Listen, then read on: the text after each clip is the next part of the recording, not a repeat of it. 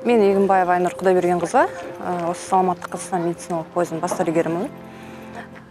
Саламаттық Қазақстан медициналық пойызы бұл әлеуметтік жоба. Жоба аясында біз халыққа тегін түрде медициналық көмек көрсетеміз.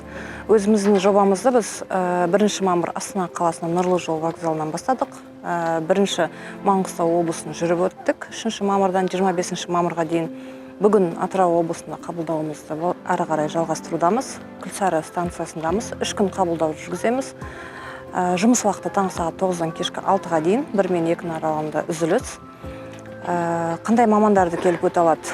Атап өтейін, ол бізде хирург, уролог, невропатолог, гинеколог, стоматолог, кардиолог, лор-врач, офтальмолог, сонымен қатар врач общей практики бар, психологымыз бар, келіп анализдер тапсырылады, лабораториямыз бар, жалпы қан анализі, жалпы зәр анализі, биохимиялық қан анализі, коагулограмма, УЗИ іш құрылыстарын түсіре алады, рентгенге келіп түсе алады, маммография, электрокардиограмма және эхоэнцефалография. Осының барлығын Атырау облысының халқы келіп бізден тегін түрде өте алады.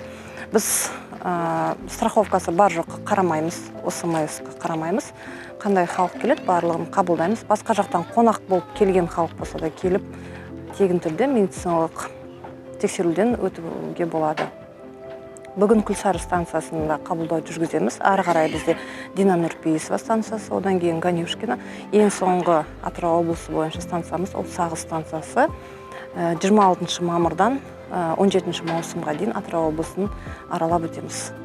Саламатсыздар ма? Бүгін 26 күні, мамырдың 26-сы, біздерге Күлсары қаласына салауатты пойыз келді. Соменен бүгін қаралып шығып жатырмыз. Мына пойыз дейтін суға кеткен аймақтардан бастап жатыр екен, өте керемет нәрсе. 3 күн тұрады екен, соменен манағы қаралып шығуға бүткіл мына жердің ішінде бүткіл мамандары бар екен. Бұл енді Атырау облысынан, бізде Күлсары қаласынан басталып жатыр екен. Атырау облысының бүткіл басқа да аймақтарына барады. Сол себептен осы пойызды пайдаланып қалуға, тұрғындардың бәріне қаралып келуге шақырамын.